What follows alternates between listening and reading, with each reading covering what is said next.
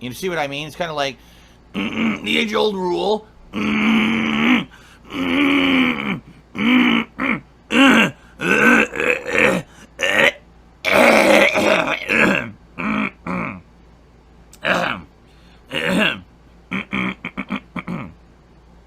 Oh.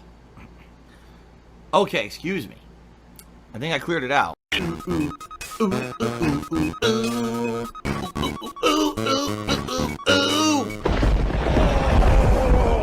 Here's Phil to tell you more. Okay. I received a $5 tip.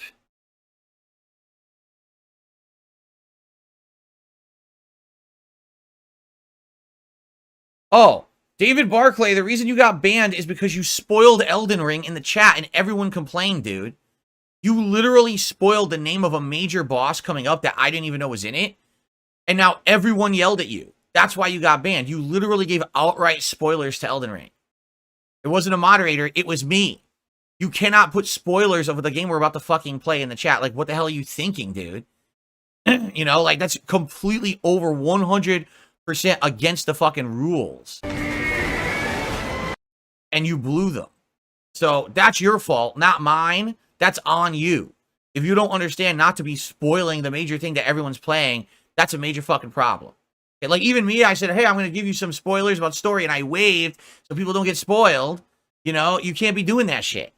So, I'm sorry. Like, yesterday, I don't know why you got banned or who banned you. Today, I can outright tell you it was me because you spoiled fucking Elden Ring, and now I'm actually angry at you because you told me about a boss that I didn't know was in there. You know, it was a guess. It was a guess for me because, like I said, I was guessing about certain things about this DLC. That it appears that my guesses were correct, but it wasn't confirmed, and now you spoil. So now, of course, when it happens, I'm not going to be surprised, and that's your fault. So that's why you're not in here. So if you think you can behave and you want to apologize and come back, great, but if not, I don't want you back in here. I can't have you spoiling fucking story elements of fucking Elden Ring. That was really dumb. So now you're the top tipper, and you're banned from chat. Good luck, or good work on that one. Interestingly enough, what I find hilarious is no matter what I do in regards to new games or DLC releases or whatever, I'm always doing it wrong. And what I mean by that is, the other day, I was stating how my first stream of Elden Ring's DLC did great. There was good support, although admittedly it was because one person had dropped a giant tip. But overall, the engagement was great, and there was other contributions as well, and I was excited. Oh, I guess people are really excited to see me do this DLC. And then the Friday night stream, second stream for that particular day, actually was slower than a Friday Night Fights of Street Fighter 6.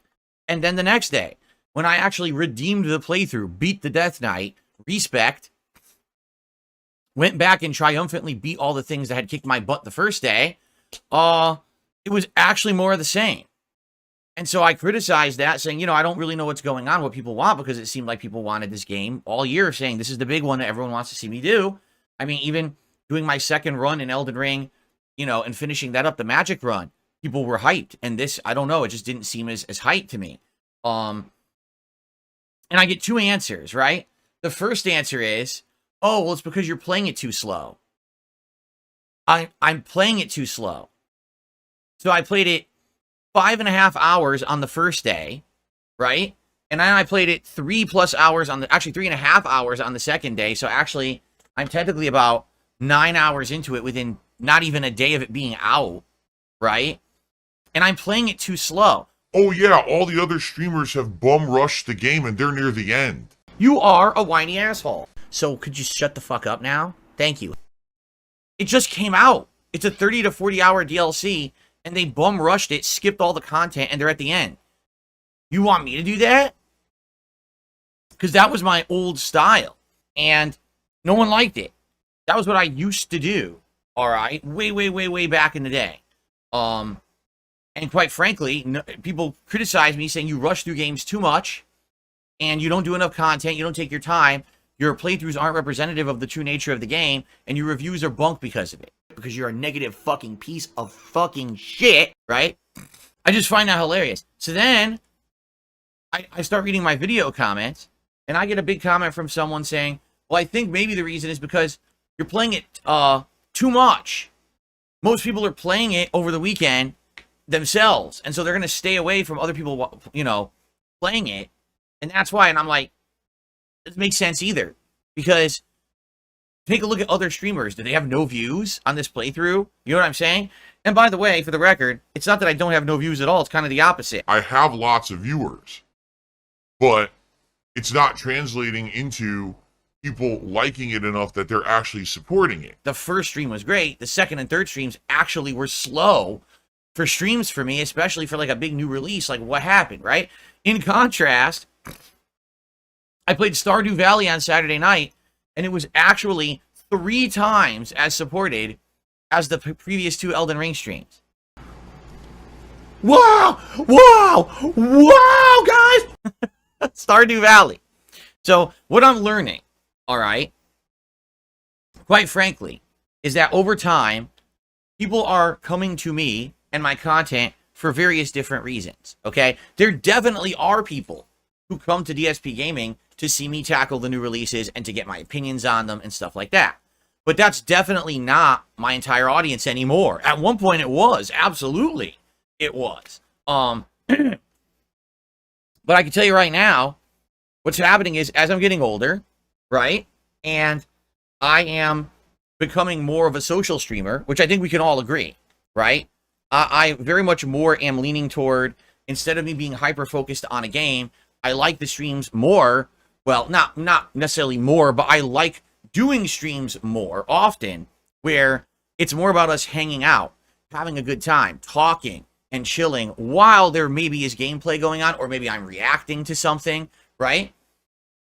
Hell, there's even been times when we couldn't figure out what to play. I said, let's just do a late night chill stream where we just talk for 2 hours, and the chill stream does really, really well. Great engagement, great support compared to the gameplay streams I've been doing recently. So I think what's happening is, as I get older, and let's be honest, more mature, more wise, less of an asshole, people are enjoying my company more. And so they're going to want that kind of stream more. And so when a giant high-profile new release that's super difficult, like Elden Ring's DLC, comes out, there is still an audience of people who come to see me play it right away, but there's others who are like, well, you know what? I can't really hang out with you when you play Elden Ring. You're concentrating because you're going to die every possible second or whatever. And Bonos Tecmo says, I don't think you identify with your audience anymore. These Zoomers watching just don't have the attention span. But Bonos Tecmo, I think the point I'm making is, that's not my whole audience. It was back in the day.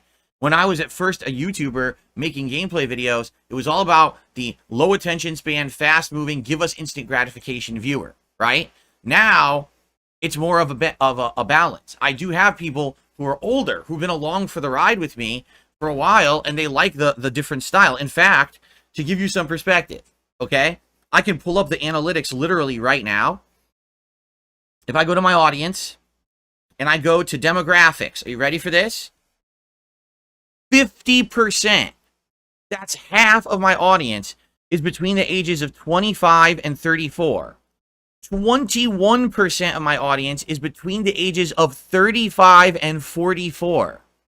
So with those 2 age groups, young adults into middle age is 70% of my viewers. So what percentage of my viewers are young and want instant gratification and have low attention spans? 18%.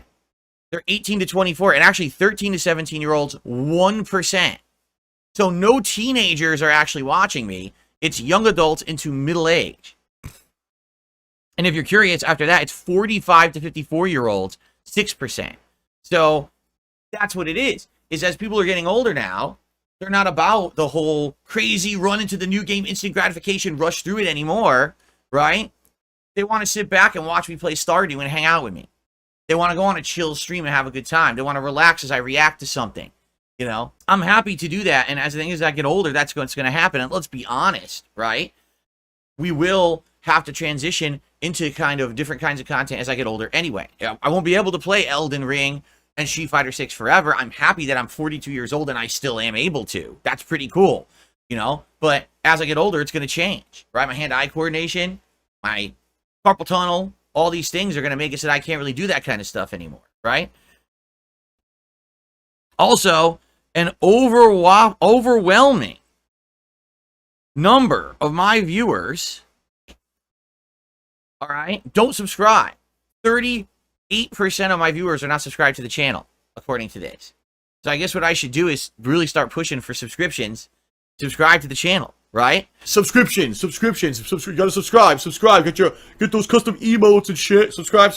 That's why everyone over there is all about their sub. You are constantly nagged to advertise and or push subs or product so that you can make money, and they'll make money, they get profit from that, and then you get profit from that. Please subscribe. Please do this. Please sub. Please thumbs up the video. Please see my other channels. Please, when do you ever hear me talking like that in a video? Yeah, if you watch this stuff, subscribe, man. Subscribe.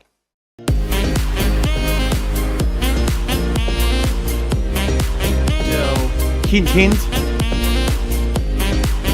So, hint.